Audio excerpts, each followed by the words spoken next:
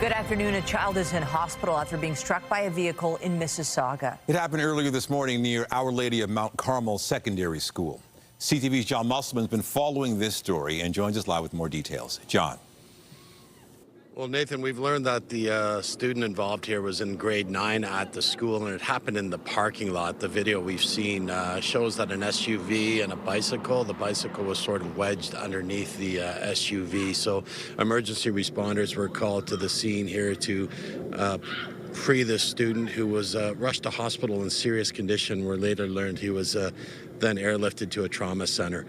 Now, the school board says that there were some students that may have witnessed this, so they brought in some people to help with them deal with that issue. Right now, the scene is under control. There are investigators here with Peel Regional Police, and they've got the area taped off. We're told that the driver of the SUV did stay on the scene here. We don't know what happened yet, but it did appear to have happened in the parking lot of the school. Again, the condition of the student is listed as serious. Reporting live, I'm John Musselman. I'll send it back to you. All right. Thank you, John. A vigil was held in Walkerton last night to remember 4 students and a teacher killed in a crash near London on Friday. Hundreds gathered to pay their respects to the victims. CTV News has identified them as teacher Matt Eckert and students Olivia Rourke, Rowan McLeod, Cadence Ford, and Danica Baker. They were returning home from a softball tournament in Dorchester when they were involved in a deadly collision. It's just an absolute tragedy, and my prayers and thoughts go out to the family. I had an opportunity to speak to the principal.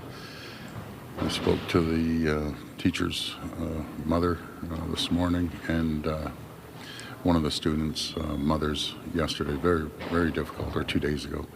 Very difficult situation for all families and the community of Walkerton, and our prayers and thoughts go out to them. And CTV's Scott Hurst has been following this story and joins us live with more. Scott, many still wondering, how did this happen?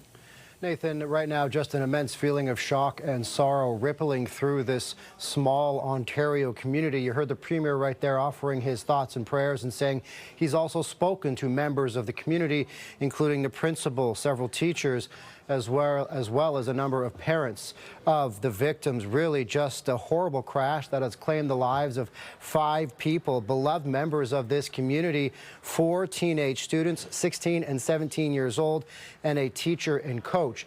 Police have not officially released the names of the victims, but CTV News has confirmed them through friends. You mentioned the names, but it is worth keeping their memories alive for every account. We've heard that these are great people and star athletes. The students identified as Rowan McLeod, Olivia Rourke, Danica Baker, Cadence Ford, as well as the teacher, 33-year-old Matt Eckert. Here's what we know. They were all in the same SUV involved in a collision Friday afternoon near London, Ontario. They were returning home from a softball tournament when their vehicle collided with the transport truck and then struck another SUV. As I mentioned, happening just outside London, Ontario, late Friday afternoon around 4:30. OPP responded right away. Fire responded right away. EMS responded right away. Unfortunately, several of the victims were pronounced dead on scene and others taken to hospital. But at this point, 4 students and 1 teacher unfortunately died in this terrible tragedy. As I mentioned, 16 and 17 years old, leaving a significant impact on their school and the community as well, Nathan. Yeah, this is just so horrible. How are people in Walkerton coping with all this? The community came together for a vigil last night where they were able to share their thoughts and share some of their stories of these students, comfort each other, bring flowers and candles, and speak to other people who are deeply affected by this. Of course, any tragedy like this is significant, but when it happens to a small town, a small community, these are one of the places where everyone seems to be affected by this. Here is more from those who knew these students and the teacher, and in some cases went to school with them. This is an unimaginable situation, unfathomable. You know, the grief and the shock are certainly something that you would not typically see. Small, tight-knit communities, it's you know, very impactful. The zone of impact is huge. I think everyone would have gotten along with those girls. Yeah, they were all really kind. Right now, I think it's going to be a struggle, but I think with the school community and all of Walkerton coming together, I think it'll be a lot better to get through. You heard the student right there talking about a struggle, just an entire community struggling to come to terms with this terrible tragedy, but able to help each other out. And another way the community is doing this, many people are urging those in the community to leave pairs of running shoes outside on the deck with the lights on at night to show solidarity, show their support for this community, and ensure that the community knows they will never walk alone. All right, CTV's Scott Hurst in the CTV National Newsroom. Thank you. Thanks, Nathan. A man was sent to hospital following a crash on the QEW in Mississauga last night. Peel paramedics say this man was riding a motorcycle when he lost control in the westbound lanes of the highway near Winston Churchill Boulevard. He was taken to hospital with what are described as moderate injuries. What caused this man to lose control is still under investigation. Still to come, King Charles III is set to arrive in Canada later today. He'll be delivering the throne speech tomorrow, outlining the government's priorities for the new legislative session. We'll have more on the historic event a little later in the newscast. But first, York Regional Police have announced a major bust following a 2-month investigation in the town of Georgina. Police have seized a number of firearms as well as drugs, including fentanyl. CTV's Janice Goulding has been following the investigation. She joins us live with more. Janice. Hi, Michelle. Yes, we're about to show you some of the drugs and firearms that York Regional Police seized and took off the streets following a 3-month joint investigation called Project Madruga. Now, this investigation was launched in February following a tip that a man was trafficking controlled substances in the town of Georgina, which is about a 90-minute drive from Toronto. York Regional Police eventually identified 5 other suspects who they believed were trafficking drugs in an area that spanned from Toronto all the way to Huntsville. In April and again in May, a total of 6 search warrants were executed in York Region and in the city of Toronto in a joint investigation involving Toronto Police and the OPP. As a result, 7 handguns, 4 shotguns and 4 rifles were seized. At the time of the seizure, police say 9 of those firearms were loaded. A large quantity of drugs were also seized with a street value of about $215,000. These search warrants resulted in 15 firearms being seized. 7 were handguns, 4 shotguns, 4 rifles. Of those, 8 are restricted firearms, 5 are non-restricted, and 2 are prohibited. We also seized several overcapacity prohibited magazines. The drug seizures included over 1,400 grams of raw fentanyl, 400 grams of cocaine, 70 grams of methamphetamines, 360 suspected opioid pills, over 260 grams of illicit cannabis, and over $7,000 in Canadian cash. Really shows how one tip from a resident to police can have this sort of impact, and getting the drugs off the street and the guns off the street. Really critical. The trafficking of opioids and associated violence in smaller rural communities like Georgina has a devastating impact on the people and the families that live and work there. Now, investigators say that Georgina has never seen a drug trafficking investigation of this size or scope. 6 men have been charged with about 50 drug and weapons-related offenses. Reporting live from Janice Goulding. Now back to Michelle. Thank you, Janice.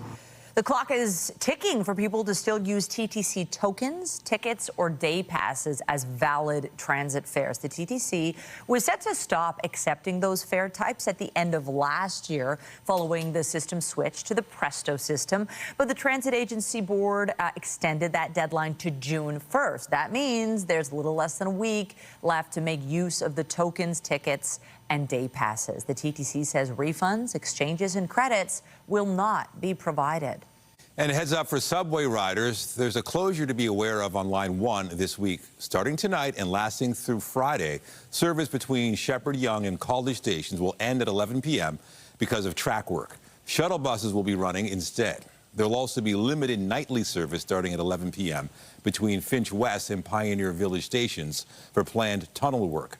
The TTC says customers can expect delays of up to 20 minutes. Time for a first check of the forecast, and here's a live look at our glorious skyline, long-awaited beautiful sunshine. Nature is also delivering on the temperature front as well. Let's bring in Lindsay Morrison. Lindsay, this is what we've been waiting for, especially after all that weekend rain. Oh, Michelle, finally sunny, finally seasonal. We have earned this. We deserve it. Let's enjoy today and a good portion of tomorrow, too. All is quiet on the satellite and radar. Winds are calm. They are coming out of the south, but very light. Temperatures around the Golden Horseshoe at this hour in the upper teens. You might find it just a little bit cooler for some lakeside communities at this hour. 11 degrees in Oakville, 12 at the Toronto Islands, for example. But it's a stellar day. Anyone I've spoken to today hesitated to even come indoors because it's so nice outside. 22 is our forecast high. You'll notice that that is normal for this time of year temperature-wise, and that sunshine will stick around at least into part of the day tomorrow. We'll talk about that and give you an idea of when the next round of rain is set to arrive. For now, though, Nathan, I'll send it back to you. Thank you, Lindsay. A protest was held in the city this morning, taking aim at a controversial piece of provincial legislation. It really is just to benefit him, and we just want to say that that's not where our money should be spent. That's not how we as Ontario feel about going and development. We're all for the economy, but this isn't the right way to do it. Demonstrators gathered in Nathan Phillips Square to express their opposition to Bill 5. The legislation is meant to expedite critical mineral and mining projects. It proposes creating a special economic zone which would let the Ford government grant itself exemptions from some regulations. Critics say the bill would weaken environmental rules and First Nations rights. However, the government says the bill is needed to cut red tape in order to speed up infrastructure projects. Well, Parliament's back in session today for the first time since April's federal election. The first order of business for MPs today was to elect a new Speaker of the House. Francis Scarpaleggia has been elected as the new Speaker of the House of Commons. The 67-year-old serves as the Liberal MP for the riding of Lac Saint-Louis. His new role comes with some perks, including a salary of $309,000 a year, along with an official residence in Gatineau Park. Meanwhile, King Charles and Queen Camilla will be arriving in Canada today, with Charles set to deliver the throne speech tomorrow. This speech, which is normally delivered by the Governor General, outlines the government's priorities for the upcoming legislative session. Negotiations remain ongoing between Canada Post and the union representing 55,000 postal workers. The two sides met yesterday, with the Canadian Union of Postal Workers responding to Canada Post's global offer. The Crown Corporation is now reviewing documents provided by the union and is expected to respond in the coming days. The negotiations come amid an ongoing ban on overtime by CUPW. The most recent offer presented by the union included wage increases and plans to roll out a fleet of part-time workers to facilitate weekend parcel delivery. It was heartbreaking. All right, we want to take it live now. There's Mayor Olivia Chow. She's speaking at the Toronto Festival Safety Summit. Let's listen to what she has to say. Our spirit is stronger. The spirit that comes from working together. The spirit that comes from all the thousands of organizers that organize the most successful festivals from all over the world. I used to call them Taste of Everything from everywhere. And our collective will to make sure this year's festival is as successful as ever brought us here today to the Festival Safety Summit.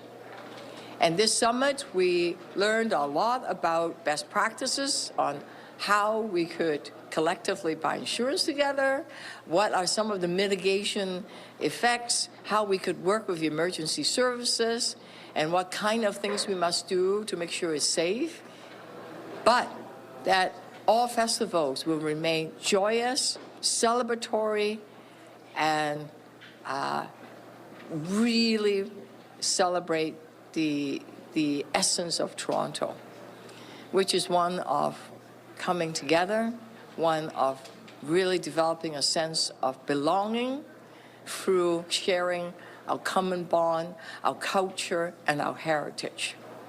So today we are announcing three elements. One, we will continue to take all the ideas, the resources we've shared with everyone. Two, we are providing $100,000 seed grant to the festival organization, because all the folks said, hey, we have all these wonderful ideas. We want to come together, form an organization, and so we could support each other. Great idea, because we know that we are always stronger together. So to support that, we're putting aside $100,000.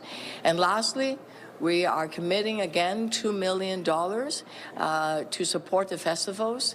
So it's a bit extra for all the maybe extra safety practices or safety.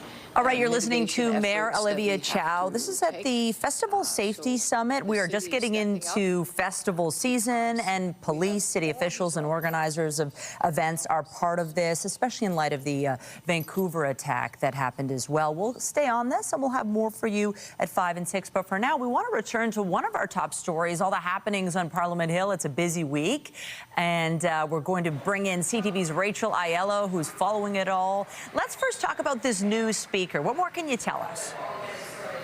Yeah, good afternoon. So the new speaker has just been named. His name is Francis Scarpa-Leggio.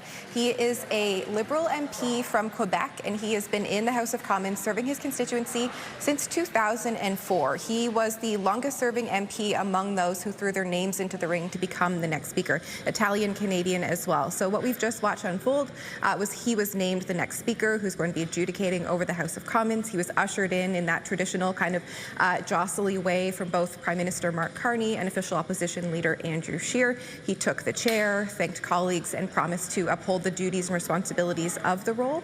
And then we saw quite a remarkable moment where we had Prime Minister Mark Carney deliver his first remarks in the House of Commons in thanking the Speaker, saying he's got his confidence, and kind of made a quip about, you know, I'm new to this, I will make mistakes, and I trust on you to call me out when I do.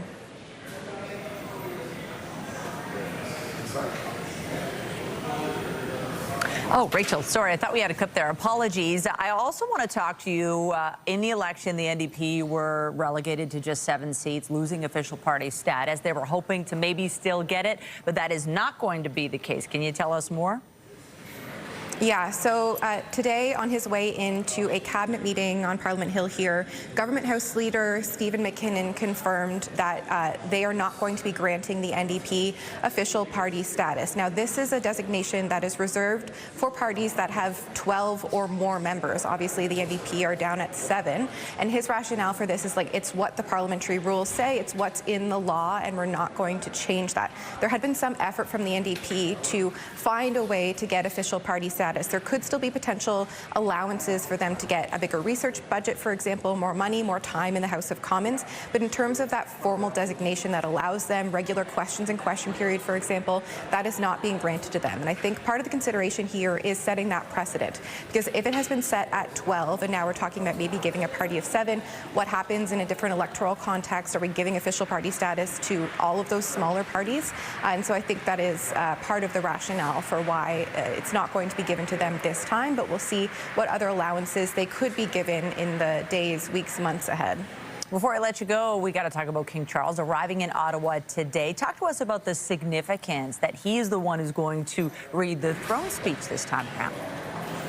Yeah, absolutely. It's just like, frankly, historic. This is only going to be the 3rd time ever that a monarch has delivered the speech from the throne in Canada. The last time this happened was Queen Elizabeth back in 1977.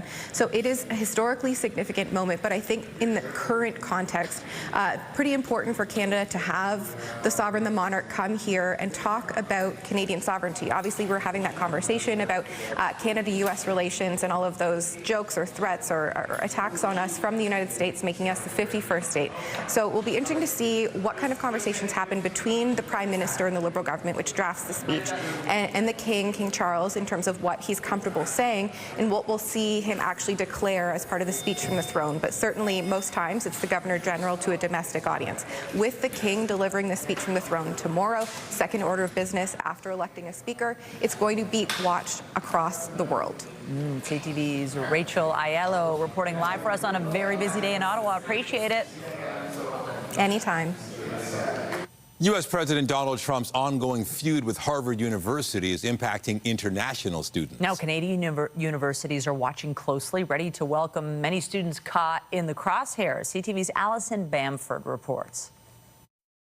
very stressful, anxiety-inducing, but just trying to take it day by day. Canadian John Gobin should be graduating from Harvard Law this time next year. But like thousands of international students, his future at the Ivy League institution is up in the air. Something like 25% of students at Harvard across the board are international students. U.S. President Donald Trump has issued an edict to keep Harvard from enrolling international students. It's still being contested, but the move is raising fears while also providing an opening for Canada. The attack on universities that's going on in the United States creates an opportunity for Canada to step forward. A much needed opportunity. Canadian universities have been struggling. Last year, Ottawa introduced a cap on international student study permits, along with other immigration changes, including post-graduation work permits.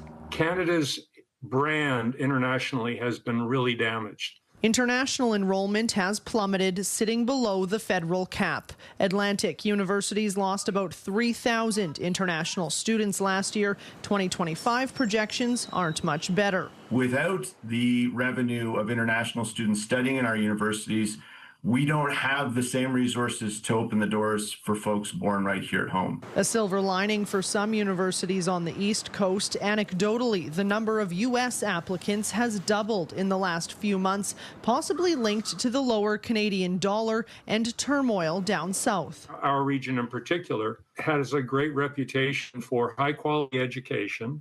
Prime Minister Mark Carney has said immigration is a priority for his government, and Canadian universities are hopeful Ottawa will move quickly to improve the permit process and invest in research to make the country's schools a top choice around the world. Alison Bamford, CTV News, Saskatoon.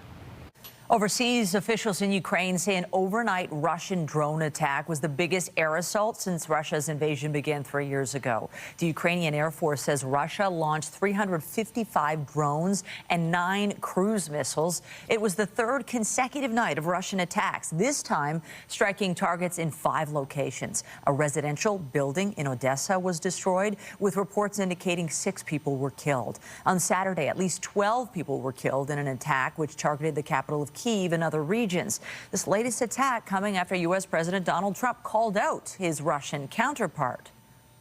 I'm not happy with what Putin's doing. He's killing a lot of people. I don't know what the hell happened to Putin. I've known him a long time, always gotten along with him, but he's sending rockets into cities and killing people, and I don't like it at all, okay?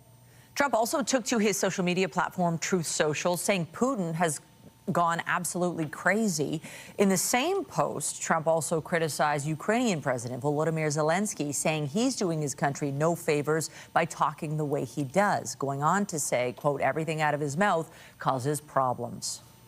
In the Gaza Strip, local health officials say Israeli strikes killed at least 46 people today. More than 30 were killed in a school turned shelter. Israel said they were going after militants operating there. It also blocked all food, medicine, and fuel from entering Gaza for 2.5 months before letting a trickle of aid enter last week. The move followed warnings of famine and pressure from some of Israel's top allies. U.S. President Donald Trump says he is pausing his threat to impose a 50% tariff on imports from the European Union.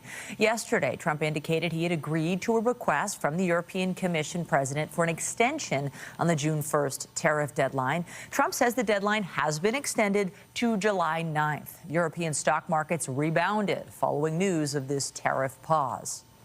One of the world's most active volcanoes is at it again. Lava poured from the Kilauea volcano on the Big Island of Hawaii yesterday. The mountain's been erupting sporadically in December, and there have been more than 20 episodes since then. Most of them are separated by pauses of several days.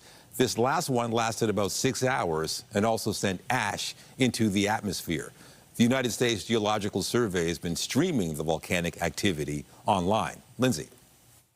Well, no question, it has been a cool end to the month of May. You'll recall that last week, every single day, the temperature was cooler than normal or below seasonal. But here's a look at today. Finally, where we expect to be at this time of year. 22 is our forecast daytime high. That is also our seasonal norm, around 21 actually in Toronto. It's already 22 degrees this hour in Fort Severn. And it's worth mentioning the UV index today with all that sunshine out there. It's considered high, so slather on the sunscreen. Tomorrow, we're going to see an increase in cloud, and then the wet weather returns. A full look at your 7-day forecast is coming up after this break.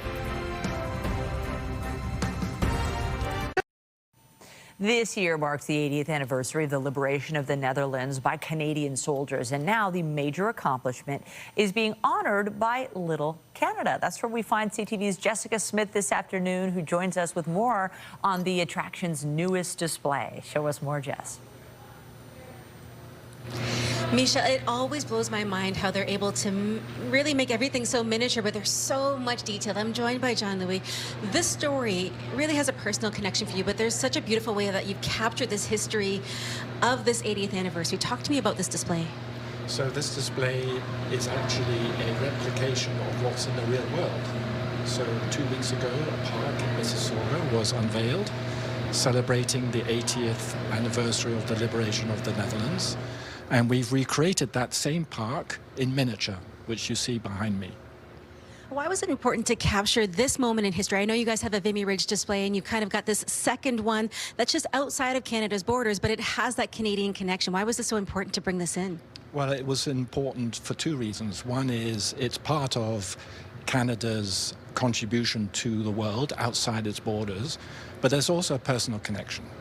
I'm originally Dutch, and I grew up in Europe, and at that time there was a real threat from Russia.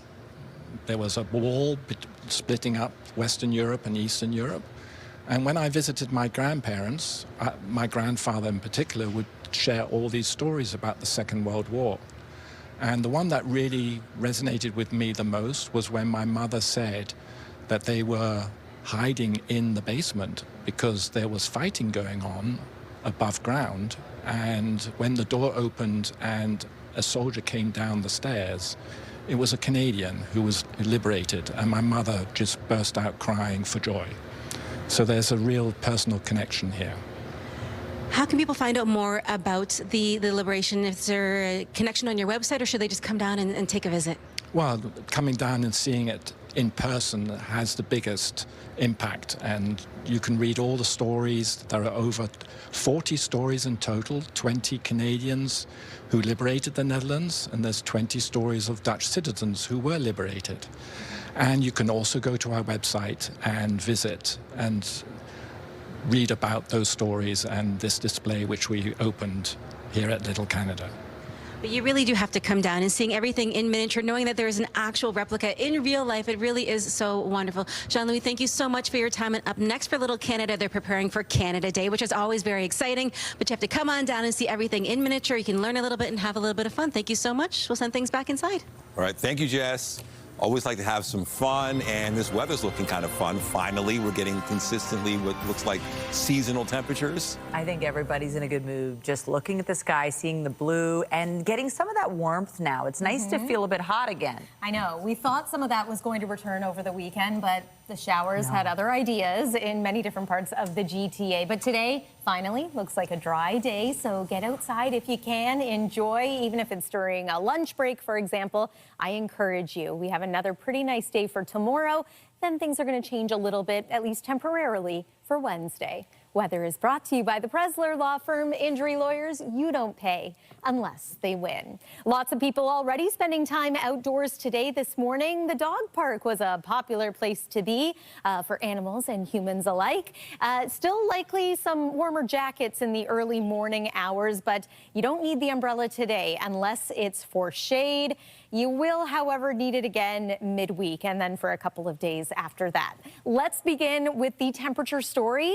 We are comfortable right now. It is 19 degrees in Toronto, 18 in Windsor, 17 in the Trenton area. Jumping ahead to this evening, we've got a beautiful sunny afternoon expected, the high 22 degrees, and then around the evening hours back into the upper teens, light winds, pleasant. Overall, that's really all we can say about today. Tonight's overnight low is going to be about 9 degrees. That's just on the cool side of seasonal. And then waking up tomorrow morning, sunshine once again. Temperatures quickly climb into double-digit territory. And then by the afternoon, we will be in the 20s once again. But I do want to point out the fact that while we will have a sunny start, we are expecting a gradual increase in cloud cover as the day goes on. So there you have temperatures in the low 20s across southwestern Ontario. Similar situation around the Golden Horseshoe. If you're joining us from eastern sections of Ontario, it may take a little longer for tomorrow's cloud cover to eventually reach you. So sunnier skies expected in Haliburton, and then things really do cloud over, especially for Wednesday. Not much cloud to show you right now on the satellite and radar. All is clear, all is calm. High pressure is at play. But we're watching a couple of disturbances south of the border at this time, and these are going to bring us that increase in cloud cover. Not so much for this evening, but as we make our way into tomorrow morning, watch how the cloud cover continues to increase through the afternoon. Any wet weather is likely to hold off until the daytime hours on Wednesday, likely midday around the GTA, and then impacting us into Wednesday afternoon and evening. It's going to be a little unsettled through Wednesday night, and then it's the chance of showers for both Thursday and for Friday. We're a little cooler Wednesday too, with an afternoon high of about 15 degrees, but we're back into the low 20s for Thursday, Friday. Hey, the weekend looks drier, a little cooler for Saturday, 19 degrees, not bad. And then there's Sunday, the first day of June. That's your look at the weather for now. Nathan, over to you. Thank you, Lindsay. The Blue Jays will be looking to snap a 3-game losing streak when they begin a series with the Texas Rangers this afternoon. And now Brandon Lau, who has been demolishing Blue Jay pitching this year, does it again. The Jays wrapped the series with the Tampa Bay Rays yesterday. The team was unable to muster any offense, losing 13-0. Today's game against the Rangers is set to get underway just after 4 p.m. in Texas. Still to come on CTV News at noon, a new report finds more than half of women in Canada say the healthcare system does not meet their needs. We'll have more on the numbers when we return.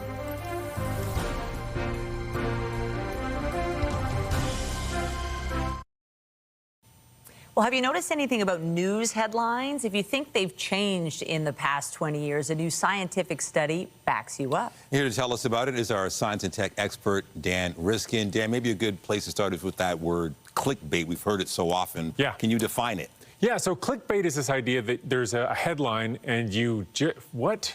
I'm so curious to know. I got to click it.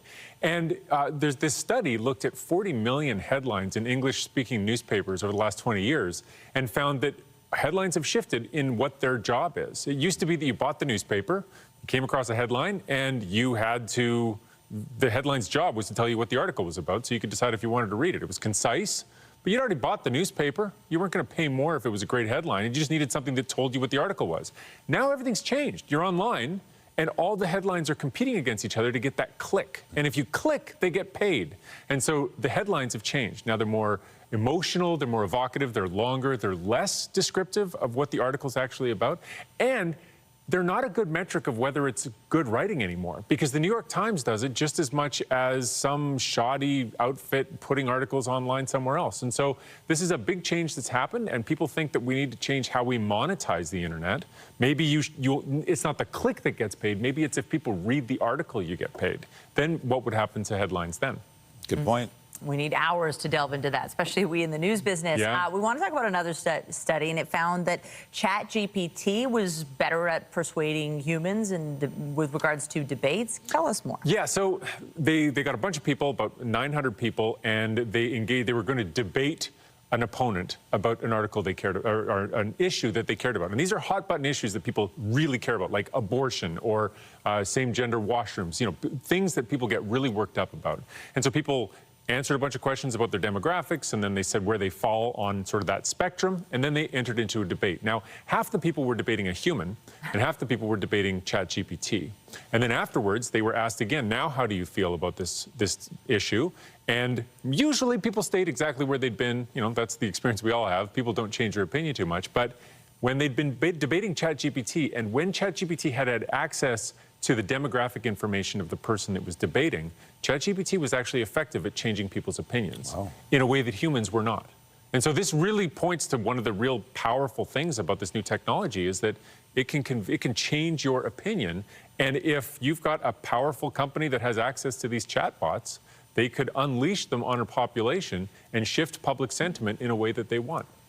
I don't know if that's a good thing. Yeah, it's full-on scary. It is. Finally, we all love to, rate things, be it restaurant or hotel, movies. So apparently, if you rate something 3.5 stars versus 3.5 out of 5, we see it differently.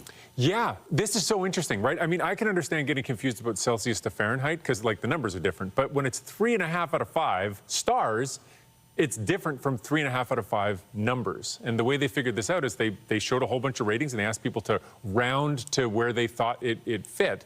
And when people see a star that's partly colored in, like you do on Amazon, people round up. They say, oh, yeah, it's a star. It's, they just in their head, 70% of the time, they say, yeah, we'll just count it. So now it's 4 out of 5 instead of 3 out of 5. And when they see a 3-point-something on the numbers, they see that 3, they don't see a 4. And so they tend to round, 70% of the time, they round down to the 3. And so as a result, people's ratings, if they're using stars, tend to be higher than if they're using numbers. Okay, well, keep that in mind as we rate things. You guys are 5 out of 5, no matter what system you use, so there's that. CTV Science and Tech Specialist Dan Riskin, 5 stars for you, too. Oh, Thank yeah. you. Thank you, Dan. Thanks, guys. Well, health officials are closing the pediatric unit at the largest hospital in British Columbia's interior. They say there are not enough physicians to keep the unit properly staffed throughout the summer. CTV's BC Bureau Chief Andrew Johnson reports. In one of Canada's fastest growing communities, there simply aren't enough doctors. As a parent, it's really distressing. So in all of the parent groups, the social media groups that I'm on, my wife's on, everybody's talking about this. The 10-bed pediatric unit at Kelowna General Hospital will close for at least 6 weeks over what the health authority calls limited physician availability. Pediatricians will be shifted to neonatal intensive care and high-risk deliveries. Families are being told to continue to take their kids to emergency. I know that Interior Health is working hard to address this, putting in place incentives for locums and for physicians, looking at additional changes to current compensation models, for example, and doing everything they can to attract new pediatricians to the site. We know that one is coming this summer. We're the fallback for a lot of people from a lot of surrounding communities, and now not only are they seeing loss of service in their own communities, they're seeing loss of service in Kelowna.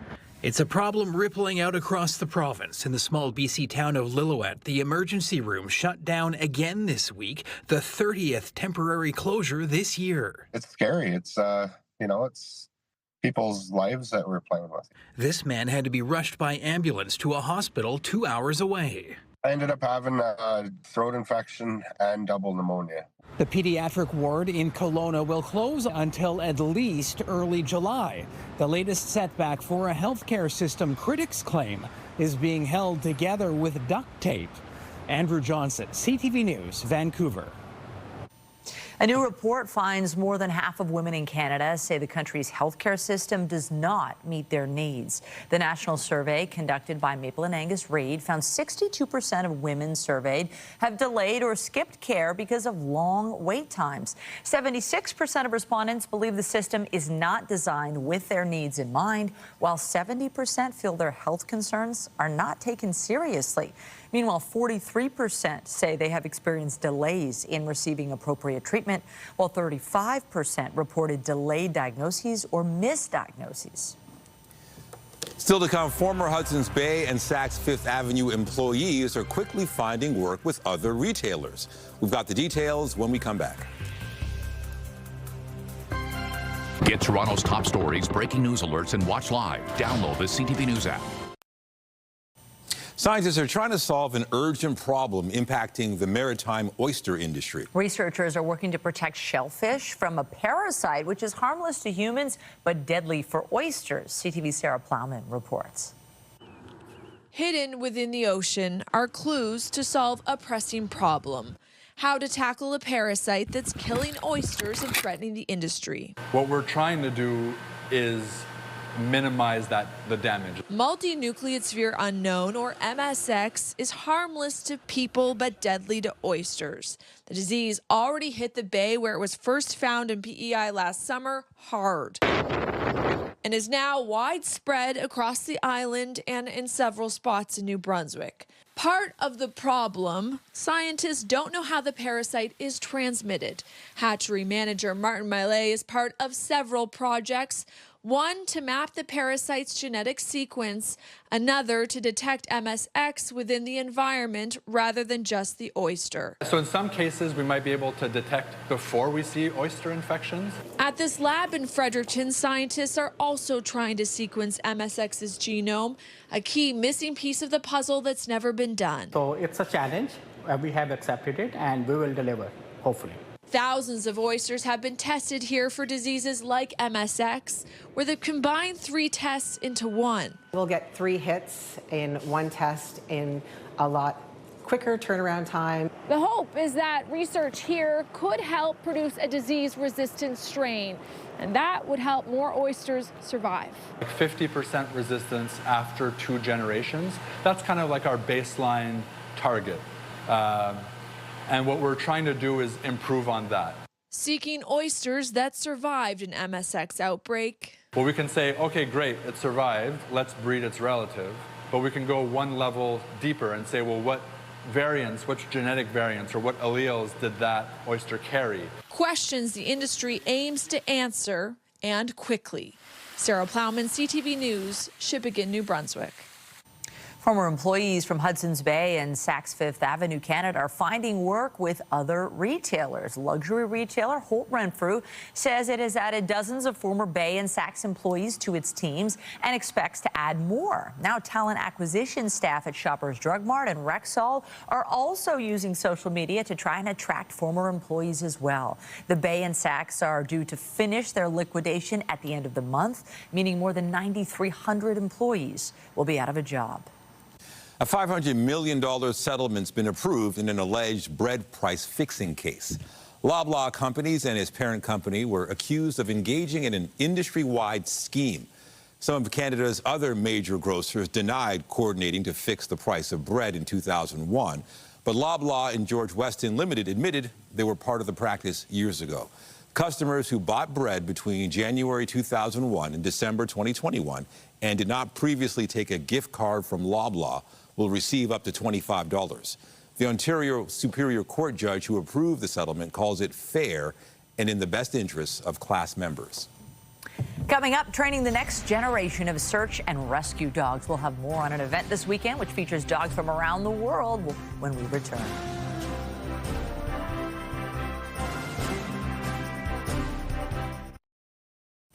Pups from around the world gathered in Ontario this past weekend to learn how to become search and rescue dogs. CTV's Hannah Schmidt has more on the special partnership between the animals and their handlers. You did so good today. I'm so proud of you. In the world of search and rescue, it takes trust, timing, and a nose that knows. That's a good boy. A small group of dedicated dog handlers from both Canada and the U.S. met in New Hamburg this weekend, training for the high-stakes world of search and cadaver recovery. This is the 3rd annual training that we've had. We get into obedience. We then get into tracking and air scenting. Depending where the handler wants to go with their dog and how well they're doing with their dog, they can then expand beyond that. Mando, an 8-month-old golden retriever Siberian husky mix, and Romeo, a 9-week-old Doberman, are 2 of the pups that trained alongside their handlers this weekend. I got the pleasure of working with Bill in North Carolina during Hurricane Helene. The thrill of being behind my dog and watching them work is the most amazing thing ever, but definitely not for the faint of heart. Bolton isn't just a trainer, he's the person that families, organizations, and search groups call when hope hangs in the balance. Regardless of whatever the outcome is, you still kind of get to help families and give them a peace of mind, and that's something I am really passionate about. The girls traveled from Pennsylvania and Maryland to take part in Bolton's training seminar. For Bolton, this year's training looked different. It's the first he's led without Sheba, his longtime canine partner and legend in the field, who passed away earlier this year. It's definitely emotional because she was not just my pet, she was my partner. She literally went everywhere. We trained together, we worked together. I relied on her implicitly. Now little Cleopatra is at Bolton's side, young, wide-eyed, and already stepping into the paw prints left behind. In every search, every bark, and every new handler trained, Sheba's legacy lives on. And with her successor already learning the ropes, the next chapter is just beginning. There are times when I really miss Sheba. It's real. Hannah Schmidt, CTV News, New Hamburg. And I'm sure dogs are loving this weather. Most dogs don't like the rain, so this is good for them. Yeah, and they had a week of it. Now we were putting that behind us. We had this beautiful day. What else should we expect this week? I was just thinking the same thing, that dogs are probably enjoying this change in weather, too. As we make our way into the nighttime hours tonight, all is going to remain clear, calm. Here's overnight, 9 degrees for the low, under partly to mainly clear skies. Let's take a look at what else is expected as we continue through the next little bit here. There's your overnight. Tomorrow's high expected to be around 22 degrees, very similar to today. It's going to be a great day to hit the links. Just be mindful of the fact that cloud cover is expected to increase as the day goes on. I think we will remain dry, though. Wednesday, not the case. Bring the umbrella. Periods of rain, chance of showers for Thursday and Friday. Drying out as we make our way into the weekend, but slightly cooler. Nathan and Michelle. Thank you, Lindsay. And that is CTV News at noon. Remember, you can get Toronto's breaking news all day long on CP24 and at ctvnewstoronto.ca. For Lindsay Morrison and the whole team here, have a pleasant afternoon. I'm Michelle Dubé. And I'm Nathan Downer. Be sure to join us later for CTV News at 5 and 6. Have a great afternoon.